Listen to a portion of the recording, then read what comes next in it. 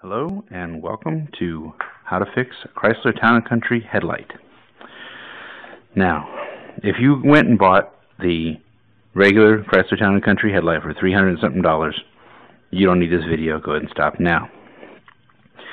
If you actually bought the step down for about $40 or less, then you do need this video. So, what you're going to need is you're going to need some 16-14 gauge insulated connectors. You're going to need the high temp headlight socket. Now, here's the problem you got. The problem is that the socket that's in there, like this one,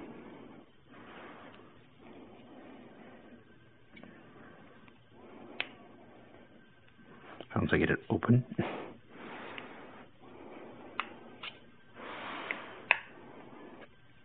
obviously doesn't match what's going to be in the new headlight.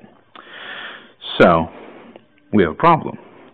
Now, when I went to the store and talked to them about this, I went to AutoZone, and they said, well, just line them up, hook up the wires left to right. Had I done that, I'd have a much bigger problem to deal with. But I did not. So, since there weren't any videos that I could find for it to help me, I'm making one to help you.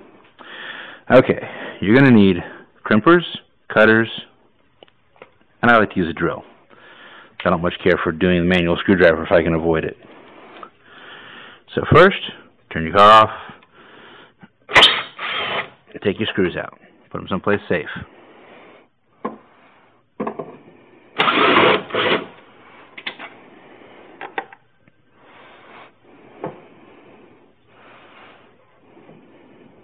Place your hand here to keep it from falling down.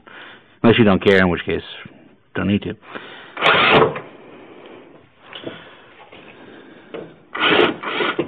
There we go.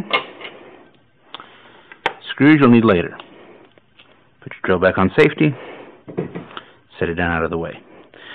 Now, you're going to notice that there's a great difference between this headlight, as far as the front of it, and the headlight we're going to install, which is like this one. So, let's get you some parts.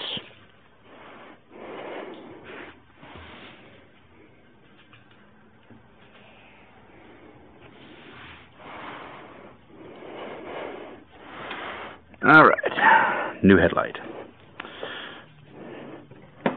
Now, I'm replacing stock with actually stock for a year earlier.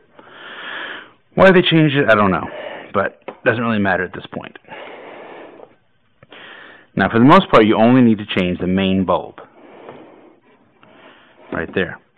The one for the turn signal will fit into the hole on the side without any issue. So,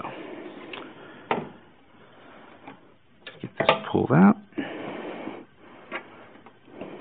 All the way out till it clicks. And you can push, and you can disconnect it. Now, one for the turn signal. If you haven't been in here before, it's pretty easy. You just turn it. It comes right out. Okay? And if there's a little connector like this holding it in, we can just squeeze it and pop it loose. I should be able to. My other one didn't have this.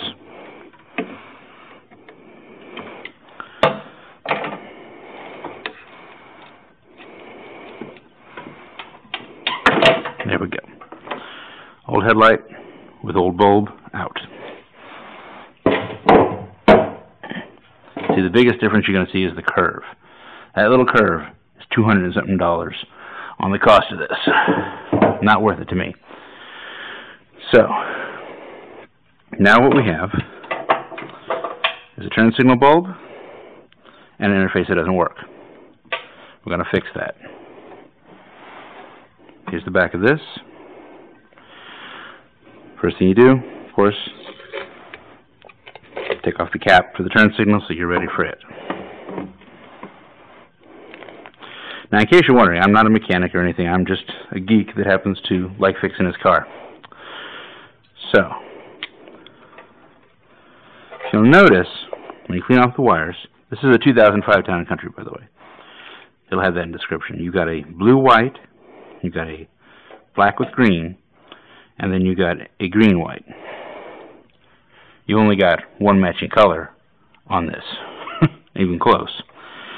So, first thing we need to do is cut these wires.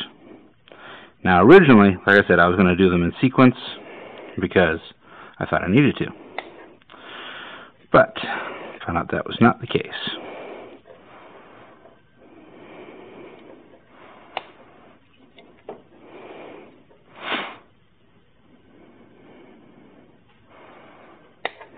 Okay. Hit the old one, just set it off to the side. If you want to keep it for nostalgia or something, you're more than welcome to, but there's really no reason to. Alright, let's use your strippers here. Strip off that way. Strip off just a little bit of wire. Just enough for you to make the connection. Now if you're wondering why we've got these kind of connectors instead of the regular bus connectors, or bullet connectors as they're called, it's because I'm a firm believer in being able to repair without having to do the same thing again.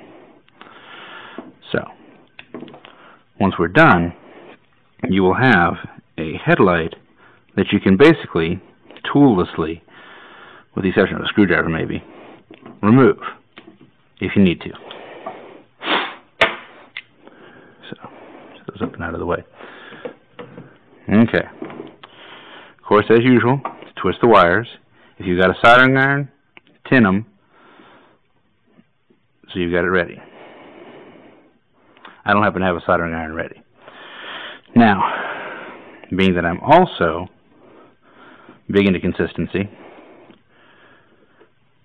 I'm going to use the dark blue one for the black. Now, if you've never put a bus connector in, it's pretty easy. Just make sure when you push it in, you do not push it all the way through. See how the wire is all the way through? You stop while your wire is still in the sleeve. You take your crimpers as far up as you can. Hold it steady. Make sure that wire is just in the right place because you only get one shot at this. And most packs don't have a lot of extras. So, squeeze and crimp. Scoot a little bit more, squeeze and crimp, and scoot a little bit more, squeeze and crimp. So you've crimped, ooh, not enough.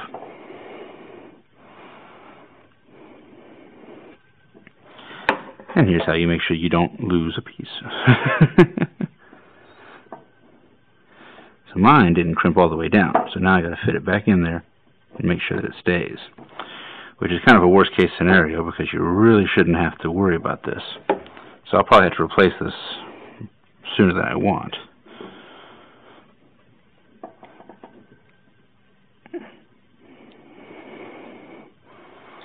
See if that holds it. Nope. Well, that's not good. And there's no way to fix it, as you can see. So, hold on a minute while I go get the other piece. Didn't bring any spares.